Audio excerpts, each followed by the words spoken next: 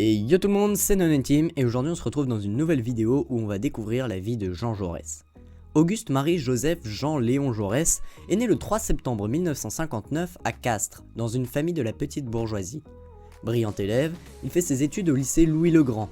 En 1878, il est reçu premier à l'école normale supérieure de philosophie et en 1881, il termine 3e à l'agrégation de philosophie. Jean Jaurès devient professeur et enseigne au lycée La Pérouse à Albi. Puis il rejoint Toulouse en 1882 pour exercer comme maître de conférences à la faculté des lettres. Il donne également un cours de psychologie au lycée de jeunes filles.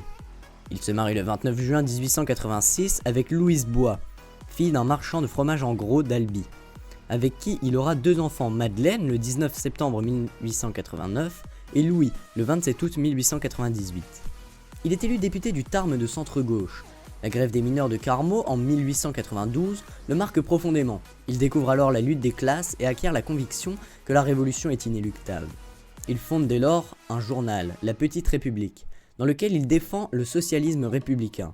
Il prend la défense de Dreyfus, faisant paraître les preuves de son innocence.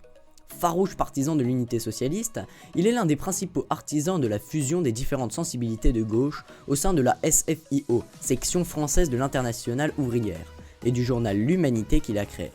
Dans le même esprit, il milite pour un dialogue entre les partis et les syndicats. Anticolonialiste, pacifiste, il s'insurge contre l'entrée en guerre de la France en 1914, raison pour laquelle Jean Jaurès fut assassiné le 31 juillet 1914 par un nationaliste, Raoul Villain, au Café Croissant à Paris. Son meurtrier a déclaré vouloir éliminer un ennemi de son pays à la veille de la guerre. 10 ans après sa mort, ses cendres furent transférées au Panthéon, rejoignant ainsi les grands hommes de la patrie. Jean Jaurès a marqué ses contemporains par son éloquence. Peu soucieux de son apparence, rien n'était plus important pour lui que les idées. Conscient des menaces qui pesaient sur lui, la veille du premier conflit mondial, ce grand humaniste visionnaire a défendu jusqu'au bout ses convictions.